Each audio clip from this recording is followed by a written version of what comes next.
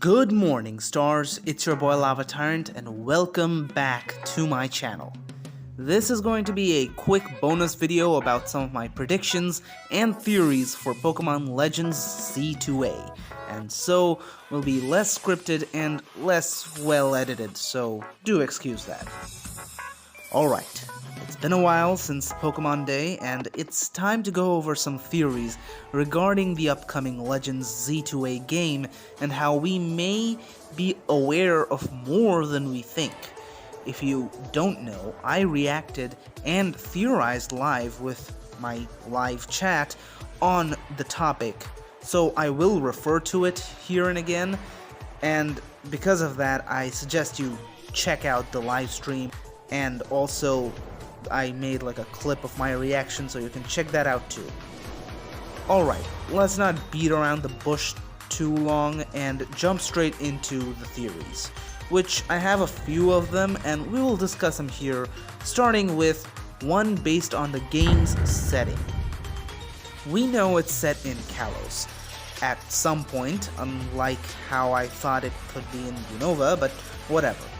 Now, most YouTubers who have seen talk about this game, like Lockstin and Noggin and Hoops and Hip Hop, have theorized it to be set during the Paris restoration period. This lines up well, however, I have a very different theory that supports it being set in the future instead. Now, don't get me wrong, that other theory is also really good, but hear me out. I call it the zero to area theory. So, the main theory started as a joke, as I looked at the Urban Lumios, as we will call it from here on out, and called it Howard Stark's plans.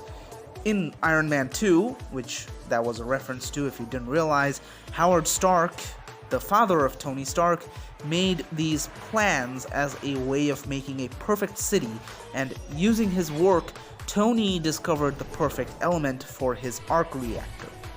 Well, my theory is that something similar may be happening here, which is why we keep jumping from the past analog-y design plan for the urban redevelopment to this techie, futuristic visuals we see.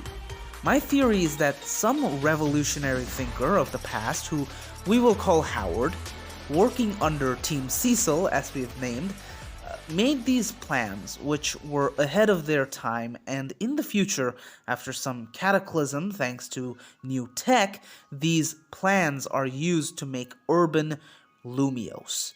This is reinforced with the title Z to A.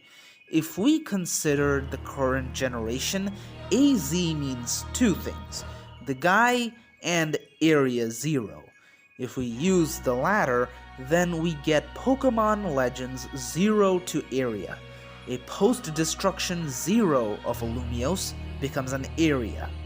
The game being set in the future is also reinforced with the general progression we have had so far, with Legends Arceus being set in the past, Scarlet and Violet being set in the present, and then Z2A being set in the future.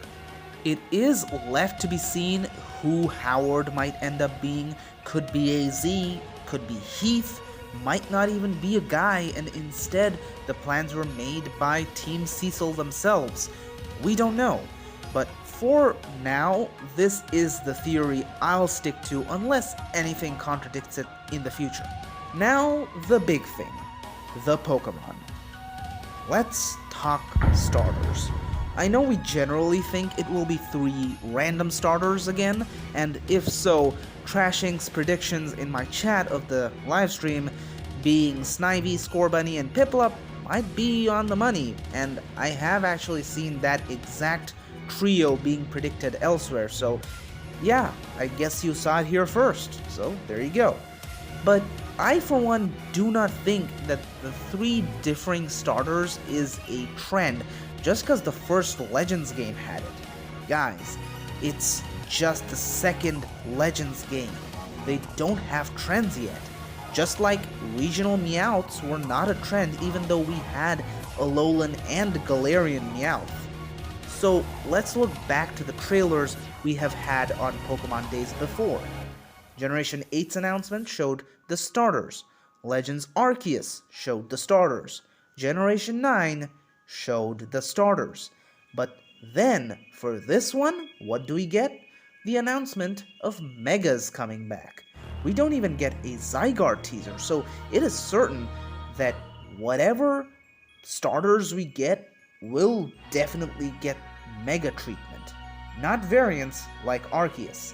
And I doubt Pokemon would give an Amalgam Trio starters like the ones we saw in Legends Arceus Megas without giving any to the rest from their original respective generational trios.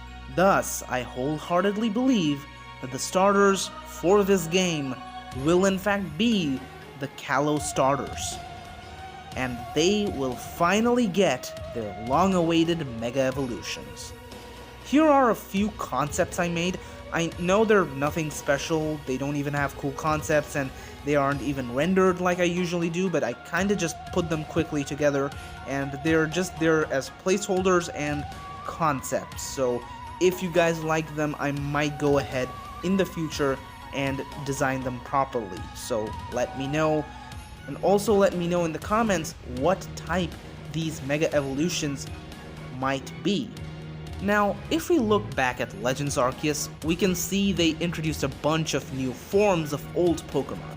Now, it is impossible to answer which Mons will get a similar treatment, but the answer could be none, and instead we could get Megas as the new content. A no-brainer Mega would be Flygon, because, well, I doubt I need to explain why. Here's a placeholder concept again, similar to the starters. This, of course, deserves the Bug Dragon type, although, let's go a step further and say that we should get 2 Megas, because Flygon does deserve a proper Mega treatment after how it was done dirty. So, a Mega Flygon X and a Mega Flygon Y. Speaking of which, I'm also certain that we will see more 2 Megas for the same Mon this time, as that was heavily left unexplored before. We could even get a Mega Z like we all joked back in the day, but since the title is Z, we might actually be getting that. Lastly, we have the Legendaries. In Legends Arceus, we got Primal Dialga and Palkia, along with Enamorus. So, similarly, we may get 2 new forms for Xerneas and Yveltal, and a new legendary. My theory is that for Xerneas and Yveltal, we get Megas like Mega Rayquaza and Mewtwo in not primal forms. As for the new legendaries, it could be like Enamorus and add to a past trio. Candidates for that scenario can really only be the Lake Trio though, because all the others have gotten a extensive amount of love recently. Although it could also be the other option, that is a addition to a duo of legendaries like Latios and Latias or Darkrai and Cresselia. Although I think the most likely is 4th member of the XYZ trio, and this is in reference to the A in the title. It would be simple to do as long as they base it on the creatures of Yggdrasil, like the others. So perhaps a Ratatosk Pokemon, because he was kind of left out. If you don't know who Ratatosk is, he is a squirrel and a messenger who goes up and down Yggdrasil delivering messages. So yeah, that's mainly all the stuff I theorized about regarding the trailer. And yeah, from a little over 1 minute trailer, that is quite a lot. But the thing is, the game might actually be a really important one, as something I have not seen many talk about is the fact that it's, again, in the Mega timeline. So we will get to see a lot of logistics on Mega Evolution and the other newer gimmicks like Gigantamax and Terrestrialization. So yeah, the hype is real, and we will probably cover more on this soon. But till then, like and subscribe, and as always, I'll see you guys in the next one. Peace.